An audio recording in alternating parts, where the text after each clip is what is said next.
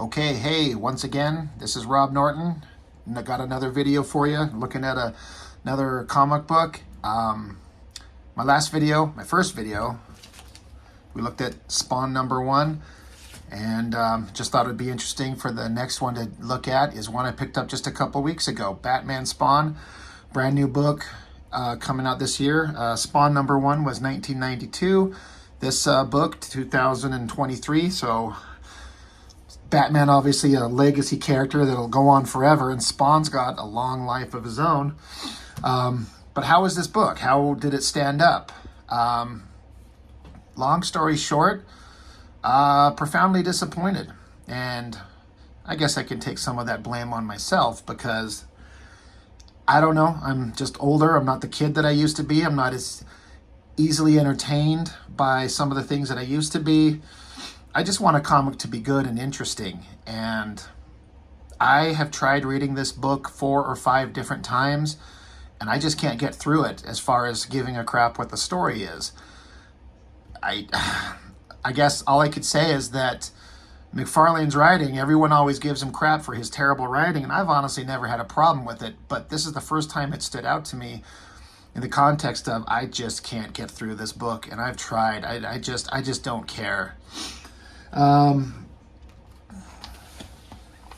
It's credits, written by Todd McFarlane. You can never go wrong with art by Greg Capullo.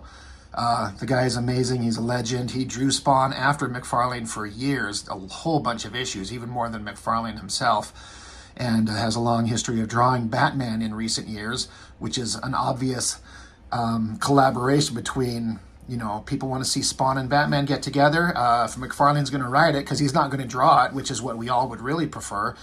But Greg Capullo's amazing, and he had a great run on Batman, so I bring him along, McFarlane doing the inks. And you just want the comic to be interesting. Now, I'm not very current on Batman comics storylines, even in the slightest. I know there was a whole Court of Owls storyline that had all kinds of success and everyone really hyped up, and I know nothing about it, so I can't speak to that. But I shouldn't be required to understand the history of these guys to enjoy just this one-off comic on its own. And it's not a matter of the story elements that I don't know about, it's just that the way that it reads, I hate to sound like a negative Nancy or something like that, but it just kind of reads as like so pretentious, like unearned, unnecessary, poorly written drama and pathos and just this overwritten nonsense that I couldn't care. I could not care less. And I have tried so hard to just read this thing. I mean, if somebody put a gun to my head and said, read this book cover to cover, yeah, I could do it. But in terms of just wanting to read this book because I enjoy it and it was a good read and it was fun, boy, it didn't happen. And I don't know, as much as I think Capullo's an amazing artist, I don't know. Even that wasn't just enough to keep me super entertained, and he's amazing. His artwork's always great. He knows form and shadow and background and figures and perspective. He knows everything, and he's amazing. And if you follow his Instagram, he's always posting amazing images. He has artwork in progress, pencils, showing just the amazing skill that he's got. And that was enough to sell me on the idea of the book when they announced it, but they bring it out and it's just, everything is just kind of so same old. Who cares? I mean, maybe if you're very current on the Batman world right now, it means something to you, and if you're into Spawn, there's interesting things going on. But like I said, in my opinion, I shouldn't have to be current on the books to get at least some enjoyment out of this. I shouldn't have to read the others to have this one-off book stand on its own and entertain me. And it just doesn't. Now, to be fair, that's just me. I'm just one guy. I'm a nobody, and that's just my opinion. But it's kind of unfortunate, especially when the cost of the book, it's a $7 book. That's a lot of money to put down to just get something that you just can't get through. But again, that's me. I wanted to give it a shot. I wanted to support them. It was a great idea. I was looking forward to reading it. There you go. There's a money shot for you. Spawn and Batman, they're going to fight. I'm going to get it on. Let's do this. It's classic Spawn, chains, cape. I'm glad they finally put his mask back on. I got sick of seeing his gross, meaty face. Maybe that's been happening in the regular Spawn title for a long time now. I don't know. But here we are, you know, they're fighting in an alleyway. There's rubble and debris and garbage everywhere, which is every Spawn comic ever made in the history of ever. So it's kind of, who cares? Kind of get sick of the spikes and chains and cape as a stylistic thing, but who is this character? Why do I care anymore? I swear in the, I don't know what the time frame is, 30 years this character's been around. Has he progressed anywhere? Has he gone anywhere? I don't know. He just seems like it's the same book. Like I read Spawn #1 and then I read Batman Spawn all these years later. It's like he's the exact same guy. But I guess you could, you know, I was going to say you could say the same about Batman. He kind of he stays the same. There's not a lot of change, but Batman from what he looked like in the first issue is ever in versus what he is now is very different. But that's kind of makes sense. But Spawn, McFarlane wants to have a legacy character that stands the test of time. He referred to Spawn as his Mickey Mouse character. Like that's his brand, that's his identity in the comics world. It's his baby and he's going to do what he wants with it. No one can tell him otherwise, which is exactly what you should do. Just, he's the same, like, look, it's Spawn standing in an alleyway with some villain that he's, in the case, this time it's Batman, but he's doing the same thing. Oh, look, it's Spawn screaming with goo coming out of his eyes. He's screaming about Wanda. Yeah, he was doing this in the first couple of issues. Has anything changed? I mean, if you're someone who reads current Spawn comics and you've kept up on it, I would love to hear your opinion and thoughts on what has the book been like for the entire time, because I gave up around 50 or 60, something like that.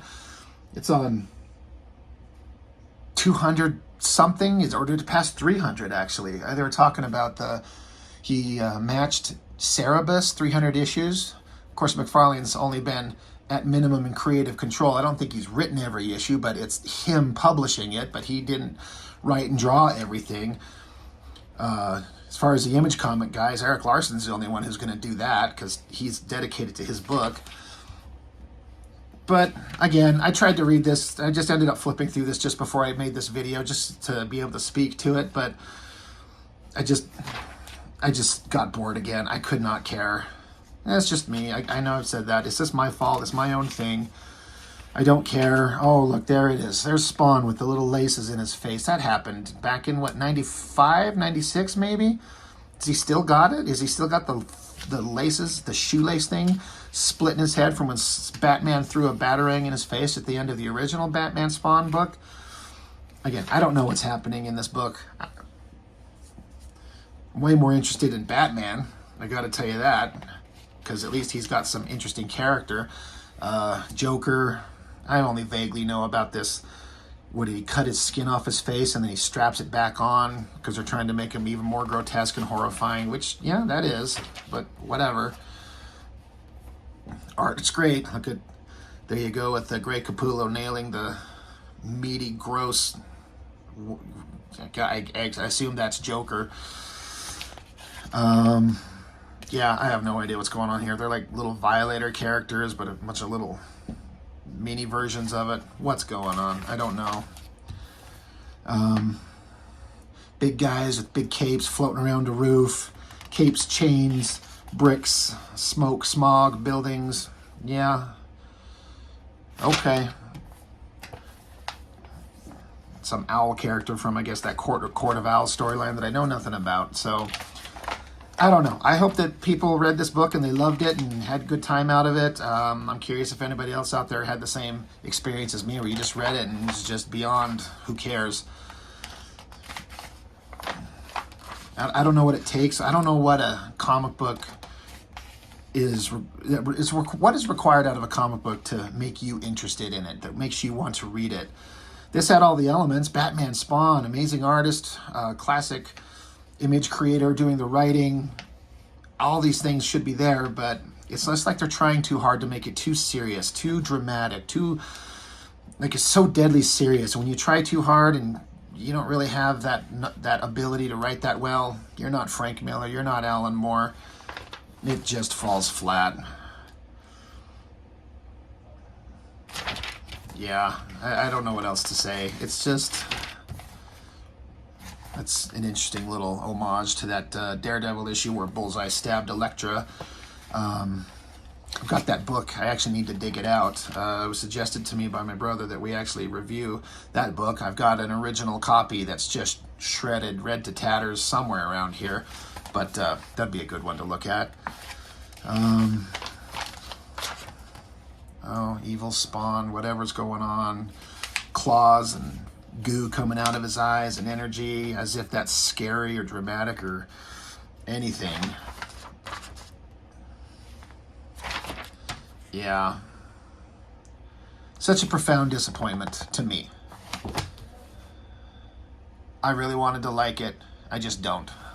So, interesting book. Great art. Interesting to kind of see these two things side by side, so many years apart.